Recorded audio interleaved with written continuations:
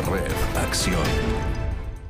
Hola, muy buenas tardes, ¿cómo están ustedes? Estamos ahora con una mujer que es médica cirujana, tiene 4 magíster en el cuerpo, es militante del Partido Radical, es exalcaldesa, exintendenta, ahora diputada y con una larga trayectoria en la Comisión de Minería de la Cámara Baja y por lo mismo hoy es futura ministra de Minería. Bienvenida, Marcela Hernando, gracias por este contacto con la redacción.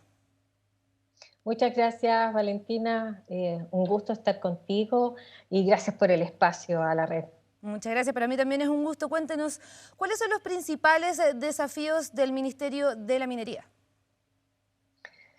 Bueno, es una tremenda cartera, un tremendo desafío de por sí. Sabemos que desde el punto de vista económico, el periodo que se nos viene es un periodo complicado.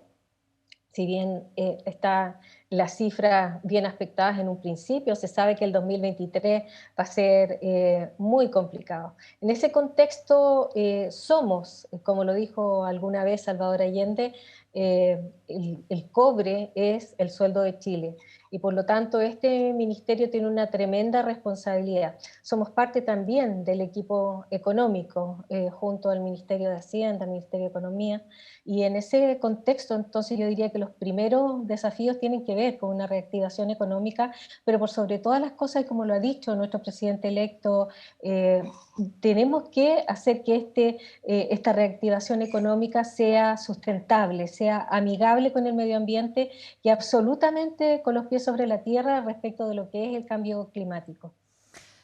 Futura ministra, a propósito de eso, ¿cuáles son los primeros planes que tienen ustedes para los primeros 100 días?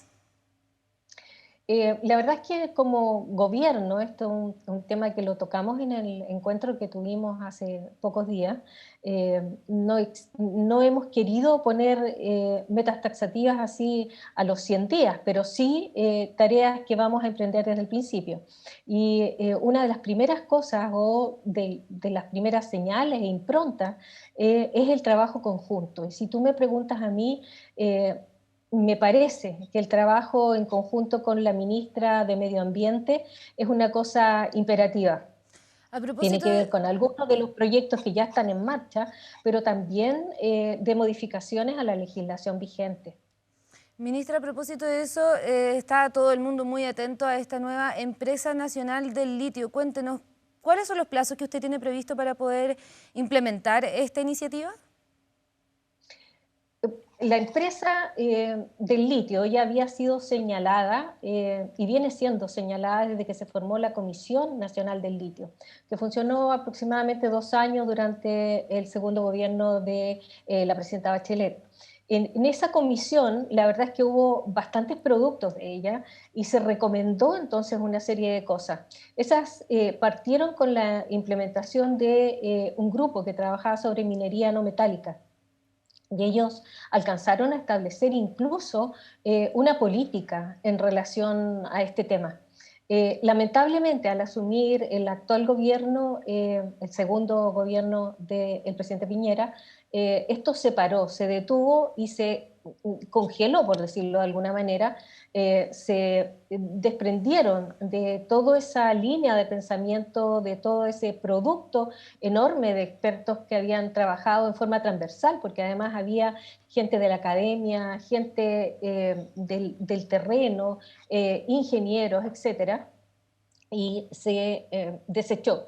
Ese trabajo es el que está señalado dentro o recogido dentro de la política que queremos implementar desde el principio en términos de la creación de una empresa que pudiera ser como la de Enami. La verdad es que en esto el trabajo principal lo vamos a llevar nosotros. Recordemos que ya existe un mandato para Codelco en esta materia que es antiguo también y que nunca ha sido muy llevado a efecto. Sin embargo, a mí me parece que este es un trabajo conjunto con otros organismos del Estado como Corfo y con el Ministerio de Economía, el Ministerio de Hacienda, etc. Entonces, eso es una de las primeras cosas que vamos a hacer porque yo tengo claro que es un mandato que hay que implementar rápidamente. El litio, sabemos que tal como lo estamos hoy día vendiendo como país, no puede seguir de la misma manera. Hemos ido perdiendo competitividad, pero seguimos exportando solamente carbonato de litio y algunas otras formas en forma de salmuera. Chile tiene muchas ventajas comparativas y competitivas en relación al resto de los países que tienen reservas de litio porque nosotros lo tenemos disuelto en salmuera. Entonces, desde el punto de vista técnico, es muy fácil extraerlo y más barato. Eso ha significado que el país partiera con estas exportaciones donde exporta una gran cantidad de salmuera y de carbonato, como les digo, pero no necesariamente estamos explotando o agregando valor y tampoco capturando el valor que se puede hacer en esta industria del litio. El litio sirve para infinidad de cosas, tiene usos farmacéuticos, en la industria del vidrio, etcétera, etcétera, pero hoy día su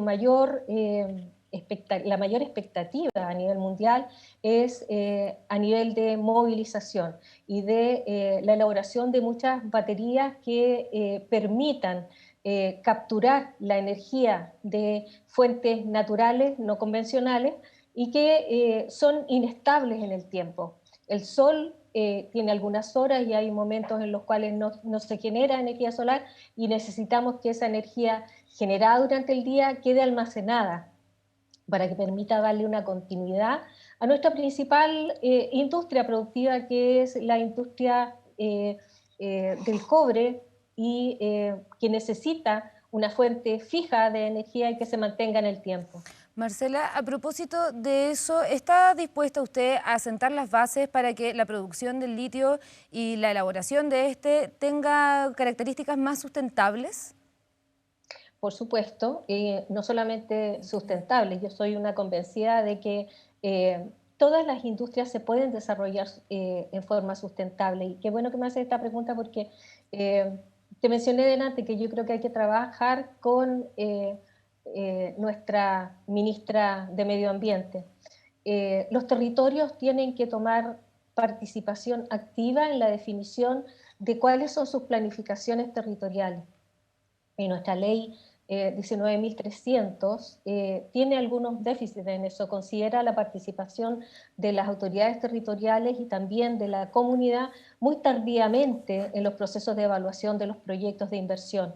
Yo tengo una iniciativa, una moción que presenté siendo diputada y que estaba en la Comisión de Medio Ambiente.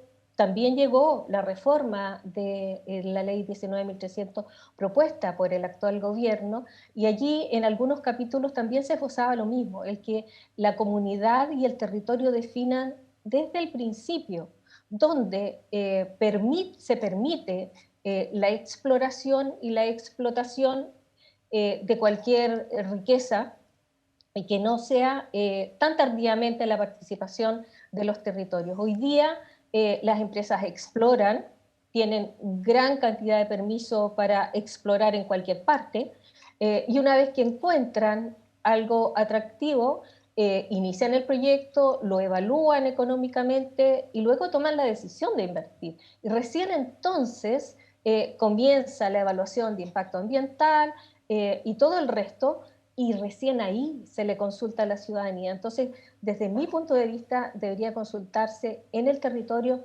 donde las empresas tienen, y si no, uno decir claramente, yo soy súper regionalista en esto, me habría encantado que como región pudiéramos decir en la región de Antofagasta, mire, aquí usted no tiene derecho ni siquiera a mirar, explore todo lo que quiera en esta parte de acá. Lejos de las comunidades ancestrales, lejos de los bosquetales, lejos de los glaciares, etc. Pero definir, o sea, yo creo que eso también le da certeza a las empresas privadas. No, yo creo sinceramente que puede existir una buena alianza público-privada justa, donde se le retribuya al país y a los ciudadanos sobre la riqueza del país. Así es, justamente ese también ha sido uno de los grandes problemas que ha tenido que enfrentar el gobierno del presidente Sebastián Piñera. Marcela, respecto a la empresa nacional del litio, ¿en qué condiciones entra al mercado? Por ejemplo, ¿tendrán cuotas de extracción reservada? La verdad es que tenemos en este minuto de partida, el litio es chileno. Es propiedad chilena y lo que se ha hecho hasta ahora, incluso con SQM, son contratos que funcionan como un contrato de arriendo. Y esa es la forma que se ha buscado para entregarlo porque no son concesibles. Ellos no tienen concesión.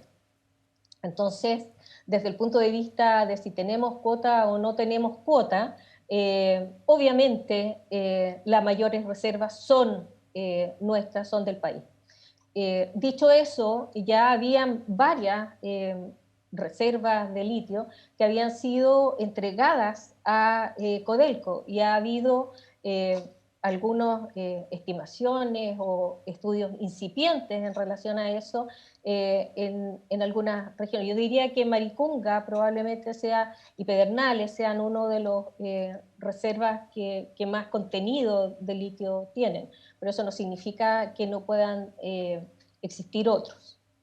Claro, pasando ahora al tema de la Convención Constitucional que ha estado en el centro de la polémica, ¿cuál es su opinión respecto a las normas aprobadas en general? La verdad es que todavía no tenemos aprobado nada. Recuerda tú que ellos están recién partiendo con las discusiones.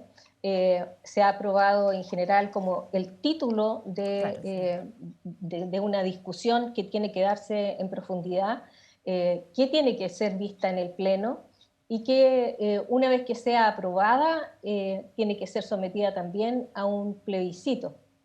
Entonces, yo creo que uno no tiene que tratar de influenciar y yo le bajaría el perfil a esta angustia que algunos medios de comunicación han querido establecer. Yo creo que no hay por qué tener miedo porque las riquezas minerales en Chile son chilenas y no se está discutiendo ninguna cosa tan, digamos, alejada de lo que ha ocurrido antes en nuestro país. Recordemos que la nacionalización del cobre en su época fue hecha en forma transversal y con acuerdo pleno de todas las fuerzas políticas de la época. Y aquí yo no espero otra cosa, que haya mucho diálogo, mucha escucha y que se haga finalmente la voluntad de la ciudadanía y de los chilenos y de común acuerdo. Aquí nadie va a atropellar los derechos ni de los privados ni de nadie. Todo tiene que ser dialogado y conversado y nosotros estamos para hacer cumplir las leyes. Así es, y también parte de la democracia significa poder discutir distintas posturas. Exactamente. El Ministra diálogo. Marcela, pasando a otro tema respecto a medio ambiente, ¿estaría usted dispuesta a hacer que el agua desalinizada que ocupan las mineras se pueda generar también para las que ya están en ejercicio? Sí, bueno, yo creo que debería existir una mayor eficiencia, porque las plantas desaladoras también tienen sus propios impactos. Eh, Más o menos, los técnicos dirán, pero existe bastante experiencia en relación de que se produce una alteración de la ecología marina en el lugar donde existen estas plantas. Por lo tanto, mientras menos existan y más servicios presten, mejor. Y en ese sentido, como te decía, el tener una planificación territorial, por ejemplo, nos permitiría decir, mira, vamos a tener 2, 3 plantas desaladoras que se van a ubicar preferentemente en este lugar de la costa y desde aquí abastecerán a 1, 2, 3, 4, las 10 mineras, etcétera. Pero obviamente que puede existir muchas economías de escala si es que las mineras también colaboran entre ellas y hacemos una planificación de verdad público-privada que sirva como un referente en el cual estemos todos de acuerdo y todos se sientan beneficiados y tratados justamente. Marcela, y respecto a los pasivos ambientales, ¿cuál es su planificación de estos elementos que además generan una gran contaminación en la sociedad? Este es un tremendo tema, Valentina, porque además el Ministerio del Medio Ambiente tiene algunos estudios que estaban planificados en etapas. Lamentablemente, desde hace algún tiempo nuestro país ha perdido su capacidad de planificación en el largo plazo y finalmente lo que hace son programas y estudios que termina uno y luego se licita la segunda etapa y la asume no necesariamente la misma empresa que hizo la primera, sino que la hizo otra, o otra universidad, y luego una tercera, y por lo tanto se pierde la continuidad. Yo llegué hasta conocer que debía partir la tercera etapa, en la que se habían estudiado y se había hecho un catastro de los pasivos medioambientales en las diferentes regiones. En mi región había muchísimos, hay muchísimos, mi región es la segunda región de Antofagasta.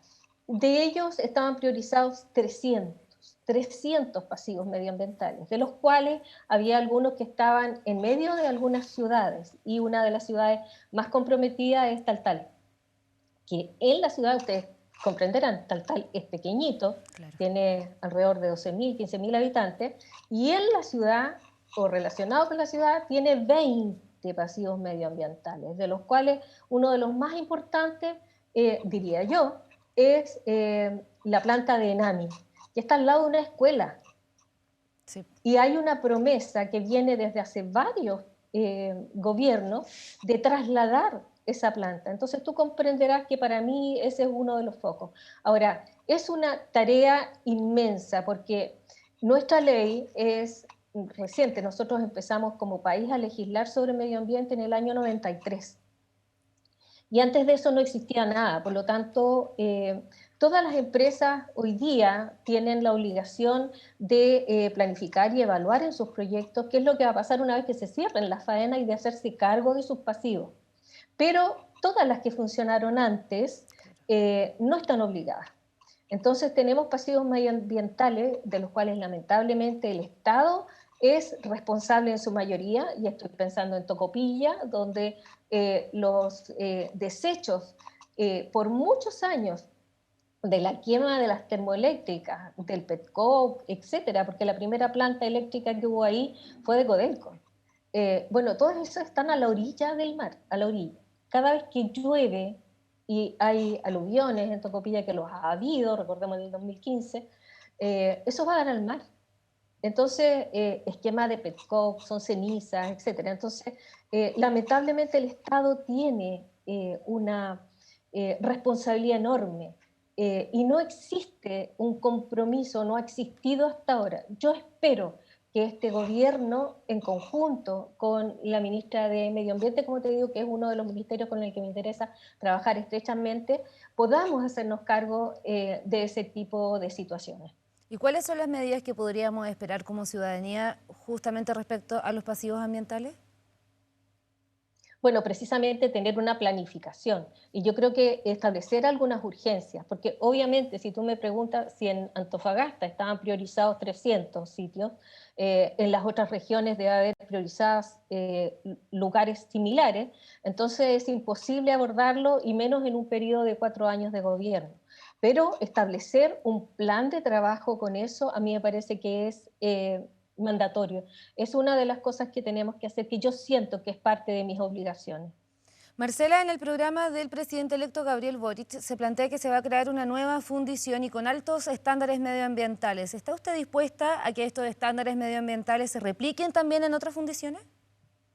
Por supuesto. La verdad es que nuestra capacidad de fundición fue disminuida, hemos perdido una capacidad enorme de fundir y de procesar los metales que generamos. Sin embargo, yo diría que quienes más afectados están son los pequeños y los medianos mineros, porque finalmente estas plantas de fundición lo que hacen es resolver el tema de a quién le entregan sus productos, los pequeños pisquineros, los medianos mineros, y por lo tanto no nos podemos quedar sin capacidad de fundición. Por lo demás, eso significa agregar valor. Pero, como te decía adelante, también tenemos que capturar parte de ese valor generado. Y en ese sentido, yo entiendo y puedo entender que para las mineras no sea un buen negocio el tener ellos sus propias fundiciones. Puede ser. Pero hay otros para los cuales sí es un buen negocio. Si no, no se entiende que China hoy día sea el campeón en temas de fundición y que haya ido mejorando la tecnología de tal manera de no contaminar. Si existe la tecnología para fundir y ser amigable con el medio ambiente, tiene que haber privados interesados, y por qué no el Estado, en este caso nosotros, que tenemos que mejorar las condiciones de nuestras fundiciones.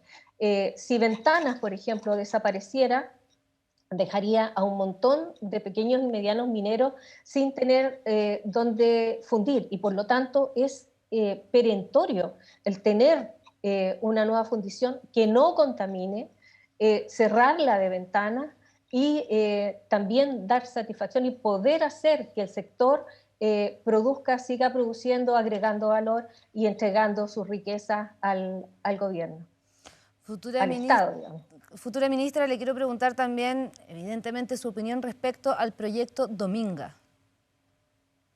Sí, tanto Dominga como los bronces, no estaríamos viendo lo que estamos viendo si hubiésemos tenido una ley medioambiental como la que te decía, en la cual las participaciones hubiesen sido antes.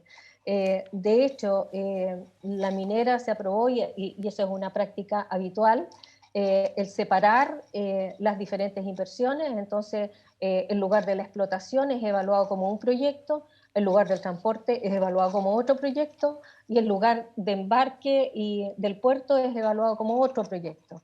Y ese puerto quedó mal localizado desde el principio.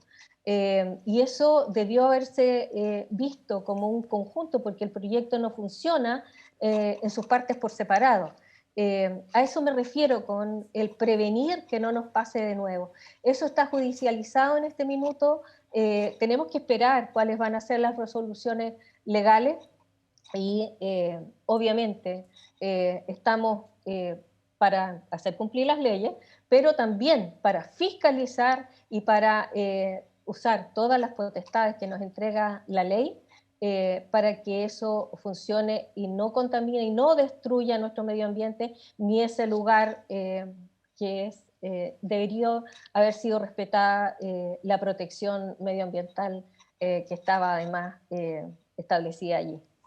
Marcela, habían muchas preguntas de personas en redes sociales que evidentemente nosotras abordamos, y una de ellas es si usted está dispuesta a generar zonas en el país libres de minería, zonas protegidas, libres de extracción minera. Es que a eso me refiero con cambiar la ley de bases del medio ambiente. Si la consulta fuera primera y hubiera respeto de la planificación territorial encabezada por los gobernadores regionales, en conocimiento de su territorio y con participación de la ciudadanía, tú podrías decirle a las empresas: mire, usted tiene certeza y va a poder explorar y explotar en este lugar, y en este ni siquiera lo mire. Eso es lo que a mí me parece que es bastante lógico y armónico con la pregunta que tú me haces. ¿Y esas zonas libres de minería estarían bien decididas por la comunidad o con una planificación por parte del ministerio? Es que todos tienen que participar. Obviamente tiene que haber, hay prospecciones. Para eso yo declaro, y lo he declarado siempre, mi admiración por la capacidad técnica que tienen los ingenieros en minería de nuestro país, que han desarrollado. O sea, yo empecé a meterme en esto hace muchos años, y recuerdo a fines de los 90, mediados de los 90, cuando las leyes bajaron abruptamente y algunas faenas mineras de la región de Antofagasta estuvieron a punto de cerrar. Fueron ingenieros chilenos los que fueron capaces de hacer que fuera rentable, incluso con esas leyes, y de mejorar y eficientar la producción. Entonces, los ingenieros chilenos que están en Cochilco, que están en Cernajeomín, que están en las empresas tanto estatales como privadas, tienen una tremenda experiencia como para desarrollar las tecnologías necesarias y adecuadas,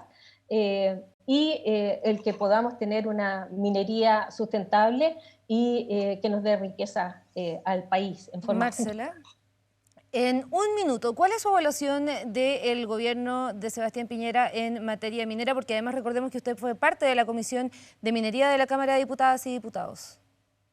Bueno, una de las cosas que yo lamento, lo he dicho en muchas partes, es que en estos últimos 4 años no recuerdo proyectos tramitados por el Ministerio de Minería.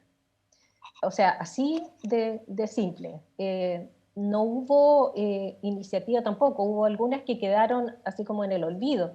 Había una deuda respecto de la elaboración y la promulgación del Estatuto de la Pequeña Minería, y eso tampoco fue hecho, no fue cumplido, digamos. Y veíamos mucho más energía. En el periodo en el que yo estuve como presidenta de la Comisión de Minería y Energía, tramitamos más proyectos de energía, pero no hubo iniciativas por parte, hubo mucha polémica, estuvo el tema del litio, también yo puse en tabla el tema del royalty que comenzó a ser tratado en esa época, pero no hubo legislación en relación a eso, y nuestras propuestas, nuestras mociones, la mayoría de las veces necesitaban auspicio del gobierno, que tampoco lo hubo. Entonces, lamentar que minería fue como el patio trasero, y incluso se prescindió del ministro en algún momento cuando pasó a defensa, el ex ministro Procuriza como ex ministro de Minería, cuando pasó a defensa, él fue el ministro de Energía el que asumió las dos carteras, y obviamente eso habla de un menosprecio de la labor del Estado en un rubro tan importante como es la minería. Hay temas interesantísimos que se podrían haber tratado desde la Cámara, bueno, partiendo, pero eso lo hicimos en el periodo anterior. Yo recuerdo entre el 2014 y el 2018 cuando logramos derogar la ley reservada del cobre. Y si me permites una irrupción, quisiera contarte que fue el 2014, yo venía recién llegando al Parlamento cuando quise conocer la ley reservada del cobre. Y pregunté dónde estaba y la pedí a la biblioteca. La biblioteca me dijo que no podían pasármela, pero que en 2 semanas más yo podía ir, que me iba a recibir un abogado y que la iba a consultar ahí en la biblioteca. Bueno, yo me preparé esas 2 semanas y fui a la biblioteca. Cuando llegué me dieron miles de disculpas y me dijeron que lamentablemente en la biblioteca del Congreso Nacional la ley reservada del cobre no estaba. Y la empezamos a buscar. Cuando apareció, se demoró como un mes en aparecer, estaba en una caja fuerte en la Comisión de Defensa. Y tuve que ir a consultarla bajo vigilancia, o sea, estaba el secretario de la Comisión de Defensa, yo tuve que dejar mi celular en otra parte, obviamente no podía fotografiarla, solo podía leerla, tomar algunos apuntes, y bueno, el derogarla yo diría que fue una tremenda cosa. Hasta una antes de eso, hazaña. o sea, sí, yo diría que nos costó bastante. Pero además de eso, decirte que eran las Fuerzas Armadas, mientras existió la ley reservada del cobre, eran las Fuerzas Armadas las que más defendían el que el cobre fuera chileno. Una vez que dejó de existir la ley reservada del cobre y que el financiamiento de las Fuerzas Armadas ya no está amarrado, digamos, a eso, ha dejado de existir esa defensa, digamos, y por lo tanto para nosotros es prioritario el cómo resguardamos todo esto. A todo esto te digo y te comento que en particular en la carpeta me encontré con 50 leyes reservadas que no han sido derogadas. Bueno, vamos a estar atentas a eso. Futura ministra, se nos quedaron muchas preguntas en el tintero. Queda invitada evidentemente para otra vez aquí en la redacción y le agradezco este contacto y además le deseamos mucho éxito en su gestión. Muchas gracias a ti, Valentina. Un gusto conversar contigo. Igualmente, que esté muy bien. Dejamos hasta aquí las informaciones entonces. Nosotras nos vemos el lunes a mediodía. Que descansen.